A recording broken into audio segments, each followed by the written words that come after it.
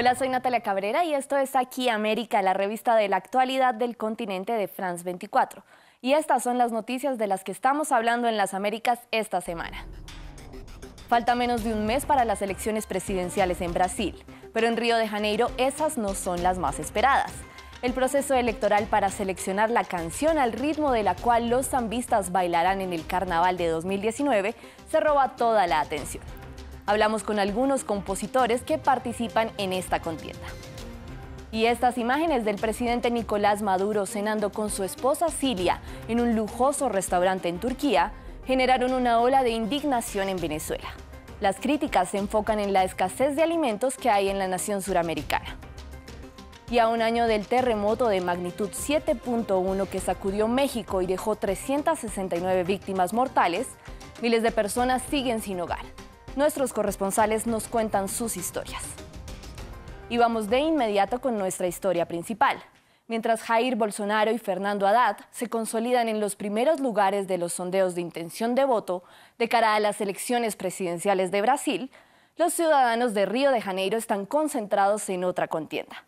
20 escuelas de samba se disputan en el Samba Enredo, la canción con la que desfilarán en el Sambódromo en el carnaval del próximo año.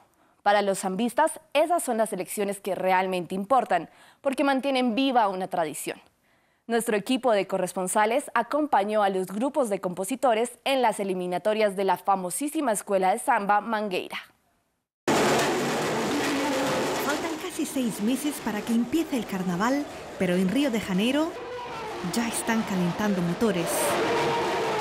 Todos los sábados de septiembre, esta escuela de samba celebra las eliminatorias para escoger la canción que llevará al Sambódromo.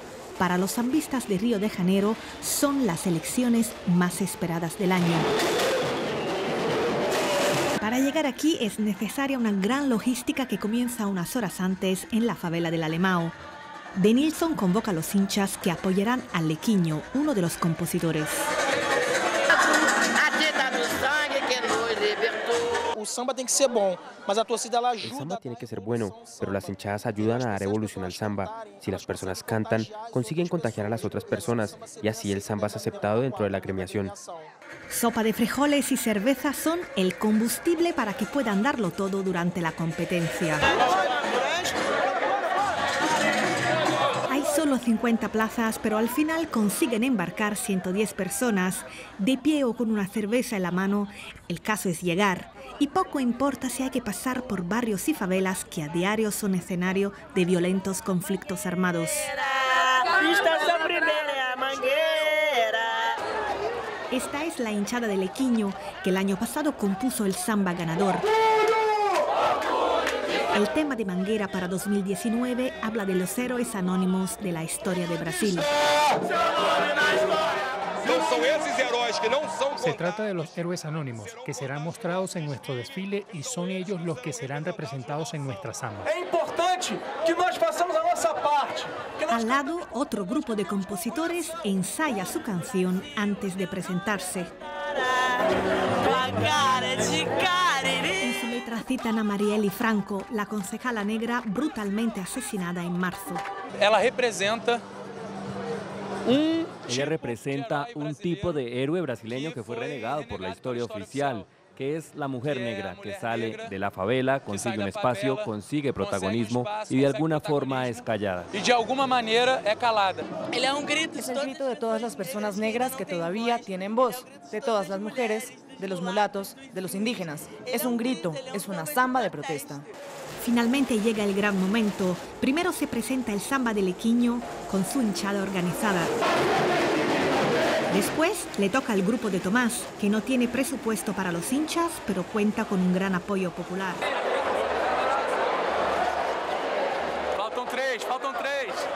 Ambos clasifican a la próxima eliminatoria. El 13 de octubre se sabrá cuál es el samba ganador. ¡Misión cumplida! ¡Misión cumplida! Alrededor de $270 costó esta cena del presidente Nicolás Maduro en el restaurante de un famoso chef en Estambul. Un venezolano que gana el salario mínimo tendría que trabajar más de 8 meses para reunir lo suficiente para pagar ese plato. Ante esto, no sorprende la lluvia de críticas que cayó sobre el mandatario venezolano. Maduro dijo que se trató de una invitación. Natalia Plazas nos cuenta más. Él es Nusret Gökçe, mejor conocido como Salt Bey. Este cocinero turco se hizo famoso en las redes sociales. Sus videos preparando cortes causan sensación. Esta semana recibió con bombos y platillos al presidente venezolano Nicolás Maduro en uno de sus costosos restaurantes en Estambul. Nusret no sabía que desataría la ira dentro y fuera de Venezuela al publicar un video en Instagram en el que se muestra al mandatario y a su esposa disfrutando del manjar. Las redes sociales se llenaron de críticas e indignación con Maduro. Y es que el plato que consumió está valorado nada más y nada menos que en unos $270. Unos 15.000 bolívares soberanos. Teniendo en cuenta que el salario mínimo en Venezuela es de 1.800 bolívares soberanos, un ciudadano de a pie tendría que invertir todo lo ganado durante 8 meses para poder pagar un banquete similar. En Venezuela, gran parte de la población pasa hambre. El 87% de los venezolanos vive en la pobreza, según la encuesta nacional de condiciones de vida de la población, realizada por 3 universidades del país ante la falta de datos oficiales. Mientras Maduro y su cúpula no quieren salir del poder para seguir viajando y comiendo en restaurantes lujosos a costa del dinero robado al pueblo venezolano, un venezolano debe trabajar 15 meses para poder pagar un plato en ese restaurante. Ante la indignación, Maduro aseguró que se trataba de una invitación a él y a otras autoridades. Allí compartimos en un restaurante famoso, Nusret. Le envío desde aquí un saludo a Nusret. Nos atendió él personalmente, estuvimos conversando, disfrutando con él. Un hombre muy simpático, muy alegre, ama a Venezuela. Me lo dijo varias veces, amo a Venezuela, admiro a Venezuela, me dijo Nusret. Desde aquí le envío un saludo. Pero sus palabras no han calmado los ánimos. Venezolanos radicados en Estados Unidos salieron a protestar frente al restaurante de Gökçe en Miami. Algo comprensible. El mismo estudio reveló que en 2017 2/3 de la población perdió cerca de 11 kilos al no poder acceder a alimentos. El 19 de septiembre, México conmemoró a las víctimas de los 2 terremotos que con 32 años de diferencia sacudieron el país, en 1985 y en 2017. Las banderas ondearon a media asta en el primer aniversario del sismo de magnitud 7.1 que sacudió el centro del país y que cobró la vida de 369 personas. Pese a la ola de solidaridad sin precedentes que se generó tras la tragedia, hoy miles siguen sin techo esperando a que el gobierno cumpla con las promesas de reconstrucción. Nuestros corresponsales en México hablaron con algunos de ellos.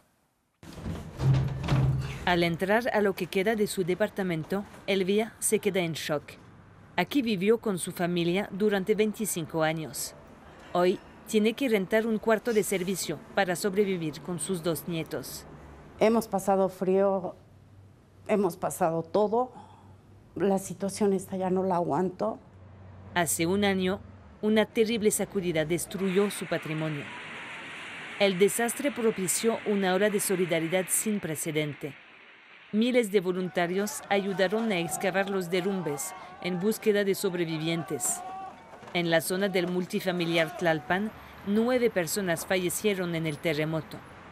Un año después, unas 200 familias siguen comiendo y viviendo bajo carpas. Ha habido mesas de negociaciones, mesas de trabajo con gobierno y las instituciones involucradas en este proceso de reconstrucción. Dando largas y más largas, estiras y aflojes. El trabajo de consolidación de los edificios dañados apenas empezó hace 2 meses. Podría tardar un año más. El comisionado para la reconstrucción en Ciudad de México es consciente de esta demora. Bueno, lo que resulta interesante es que a pesar de que sabemos que estamos en una ciudad con este tipo de riesgos, no existe dentro de las dependencias la suficiente capacidad de actuación en cuanto a la parte jurídica que nos dé atribuciones o facultades para poder, disponer del recurso para este tipo de eventos.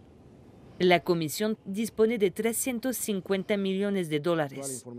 Para no perder la confianza de los afectados, acaba de subir en línea el plan completo de repartición de los fondos. Pero mientras los damnificados no puedan regresar a una casa digna, seguirán desilusionados por las promesas incumplidas. Y la otra cara de la crisis en Nicaragua es la migración. Miles de nicaragüenses huyen en medio de una ola de violencia que deja más de 400 muertos, según organizaciones defensoras de los derechos humanos. Uno de sus principales destinos es la vecina Costa Rica. Nuestra corresponsal en San José, Cindy Regidor, nos cuenta algunas de sus historias. Huyen de la violencia y la persecución estatal. Más de 15,000 nicaragüenses han llegado a Costa Rica en los últimos 4 meses, desde que estallaron las protestas contra el presidente Daniel Ortega.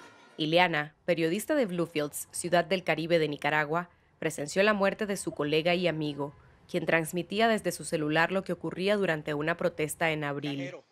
De Banpro totalmente destruida.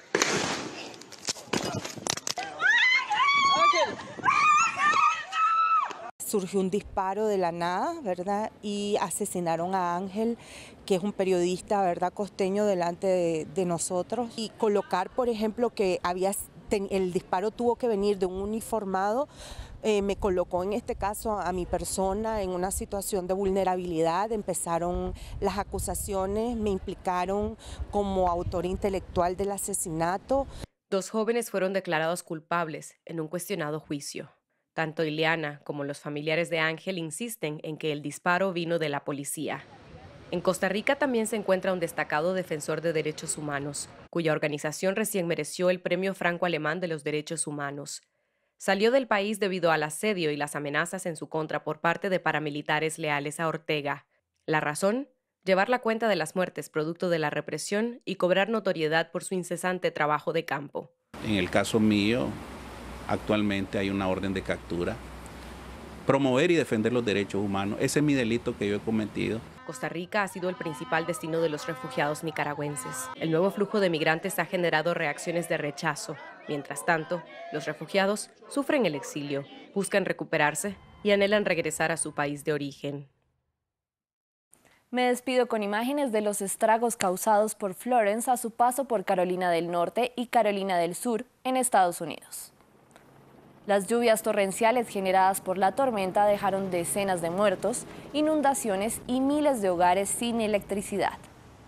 Los daños aún son incalculables, por esto el presidente estadounidense Donald Trump prometió, tras recorrer las zonas afectadas, que todos los recursos estarán disponibles para la reconstrucción.